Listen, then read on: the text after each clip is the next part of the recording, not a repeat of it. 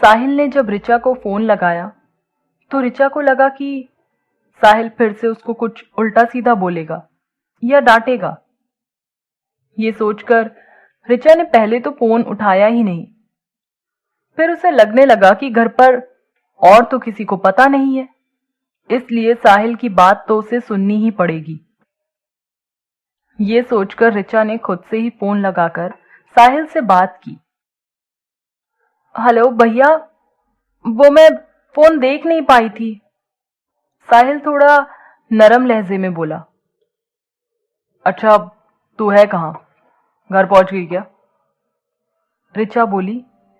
नहीं भैया, अभी रास्ते में हूं। साहिल बोला। अकेली हो क्या? ऋचा जवाब में बोली। हाँ भैया, ऑटो में हूं। आप बताइए क्या हुआ? साहिल बोला। अरे, मैं तो ये पूछना ही भूल गया था कि तू लॉकअप से बाहर कैसे आई? किसने तेरी हेल्प की? और उन लोगों ने तुझे ज्यादा परेशान तो नहीं किया? साहिल को इस तरह फिक्रमंद देखते हुए ऋचा को थोड़ा अच्छा लगा। वह राहत की सांस लेकर बोली। हाँ भैया, शुरू में टेंशन तो हो गई थी, मुझे बहुत रोना आ रहा था, पर अमान ने सब कुछ संभाल लिया। उसके बड़े भैया डीएसपी हैं, तो अमान ने जब उनको फोन किया तो सब कुछ सही हो गया। पहले वो भी मेरी तरह अपने घर में कुछ बताना नहीं चाह रहा था, इसलिए हम लोग प्रॉब्लम में फंस गए थे। ऋचा की बात सुनकर साहिल को भी तसल्ली हो गई। फिर वह आगे बोला। अच्छा ठीक है, अब तो आराम से घर पहुंच जा और सब कुछ भूल जा। और हाँ, अमान को मेरी तरफ से थैंक्स बोल देना। साहिल की ये बात सुनकर ऋचा को बड़ा अच्छा लगा। वह खुशी में पूछ बैठी। भैया, आप अमान से बात करोगे क्या? तो साहिल ने एक स्ट्रिक्ट भाई की तरह आंसर दिया। नहीं, मैं नहीं, अभी तो नहीं करूंगा। और अच्छा होगा तू भी धीरे धीरे बात करना बंद कर दे। इतना कहकर साहिल ने फोन रख दिया। फोन रखते ही ऋचा सोचने लगी, सही है, भैया आखिर कैसे समझेंगे? उन्होंने तो कभी किसी से प्यार ही नहीं किया, और इतनी कम एज में अरेंज मैरिज हो रही है, तो उनकी सोच तो एक टिपिकल भाई की तरह ही होगी ना। काश भैया एक बार अमान से मिल लेते तो उनके मन की सारी शंकाएं दूर हो जाती। और फिर इन सब चीजों से क्या फर्क पड़ता है, एक अच्छा इंसान होना ज्यादा जरूरी है। यही सब सोचते सोचते ऋचा उदास हो गई। जब वह अपने घर पहुंची तो उदास मन से ऋचा घर के अंदर आई। उसकी मां बड़ी परेशान बैठी थी। ऋचा को देखते ही बोली, तू कहाँ रह गई थी? कितनी देर हो गई? ये टाइम होता है क्या कॉलेज से आने का? जानती है कैसे कैसे उल्टे सीधे ख्याल आ रहे थे मन में, और ऊपर से टीवी में दिखा रहे थे किसी दल के युवा नेताओं ने आज खूब हल्ला मचाया है ये वैलेंटाइंस डे के चक्कर में। तेरे कॉलेज में भी गए थे क्या? अपनी मां से नजरें मिलाए बिना ऋचा अपने कमरे में अंदर जाते हुए बोली। अरे नहीं मां, ऐसा कुछ भी नहीं हुआ। मैं अपनी सहेली के घर चली गई थी, इसलिए थोड़ी देर हो गई आने में, और मोबाइल की बैटरी खत्म हो गई थी तो आपको फोन करके नहीं बता पाई। फिर सॉरी कहते हुए जल्दी से अपने कमरे का दरवाजा बंद किया और आकर बिस्तर पर बैठ गई।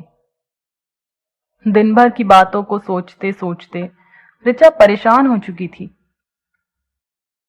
वह बहुत रोई।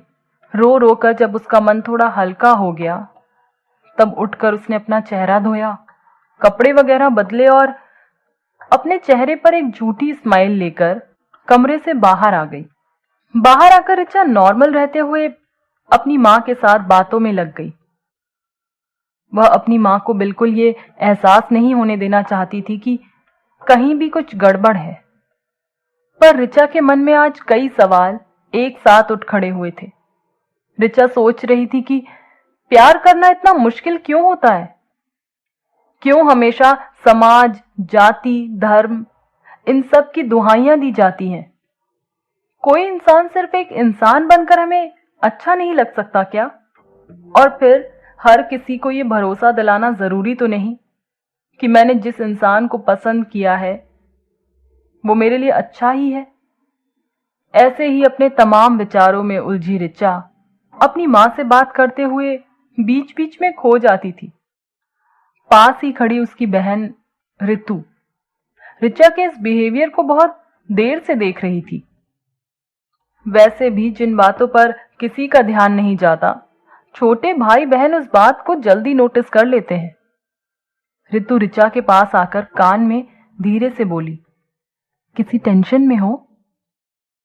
ऋचा ने हैरानी से ऋतु की तरफ देखा और अपना सिर हिलाते हुए बोली, नहीं नहीं, मैं किसी टेंशन में क्यों होने लगी भला? ऐसे ही बस आज थोड़ी तबीयत सही नहीं लग रही है। फिर ऋतु ने ऋचा को मस्ती में छेड़ते हुए कहा, कहीं ऐसा तो नहीं है वैलेंटाइंस डे पर किसी ने तुम्हें प्रपोज किया और उसी के बारे में सोच रही हो? ऋचा को ऋतु की बात सुनकर गुस्सा आ गया। वह चिढ़ते हुए बोली, ऋतु की बच्ची, तू ना ज्यादा दिमाग मत चलाया कर, पिटेगी अभी मुझसे। बड़ी आई वैलेंटाइंस डे मनाने वाली। ऋतु खिलखिलाकर हंस पड़ी और अपने कमरे में भाग गई। ऋतु को जाते हुए देखकर ऋचा मन ही मन सोचने लगी, यार ये प्यार होता ही क्यों है? ऋतु को देखो कितनी बिंदास है, हमेशा खुश रहती है, कोई टेंशन तो नहीं है उसको। और मैं तो फालतू के चक्कर में पड़ गई। क्या कोई इंसान इतना अच्छा लगने लगता है कि हम सब कुछ भूल जाते हैं? उसे अमान की याद आने लगी। आज अमान ने उसकी बहुत हेल्प भी की थी। अगर अमान के भैया फोन ना करते या अमान ऋचा के साथ ना होता तो ऋचा अकेले कैसे सब कुछ मैनेज कर पाती? यही सोचते सोचते ऋचा अमान के ख्यालों में खो गई। आखिर कौन था ये अमान? ऋचा उससे पहली बार कब मिली और कैसे उनकी मुलाकात प्यार में बदल गई? जान